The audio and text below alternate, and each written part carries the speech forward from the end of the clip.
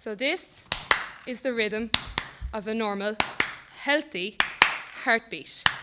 And I'm actually going to make you all do that as well, so we all understand. So let's go. 1. Good. Okay, that's enough. Now this time we're going to do the same thing again, but just a little bit faster, and I'm going to see, can you keep up with me?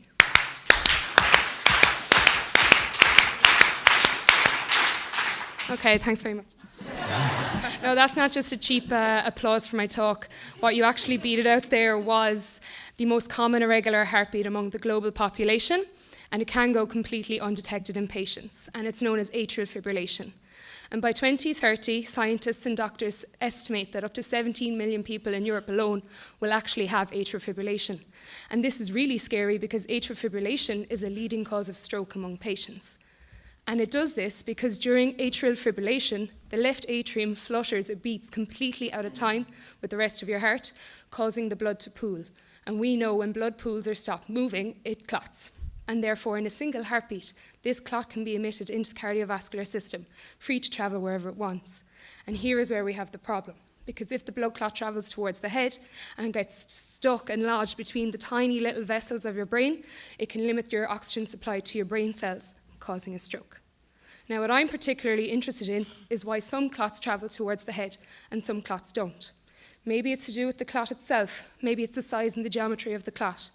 Or maybe it's a bit unlucky for the patients and they just have the blood vessels that really are attractive to blood clots. Or maybe, just maybe, atrial fibrillation has a bigger role to play in this than we once thought.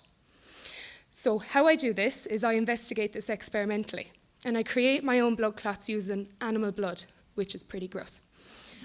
And I hope the animal people aren't mad at me for that. And then using 3D printing technologies, which is really, really cool and makes up for the weird animal blood clot thing, I can recreate and 3D print patient vasculature from CT scans of people who had actually had a stroke. And by injecting these clots into these models, I can now monitor where the clots travel and whether they travel towards the head or not. This is the first study of its kind here, and the results from this will further go on to support a stroke propensity algorithm, so we can hopefully predict why certain clots will happen and why certain clots don't, enabling patients and clinicians to finally beat the odds on stroke. Thank you very much.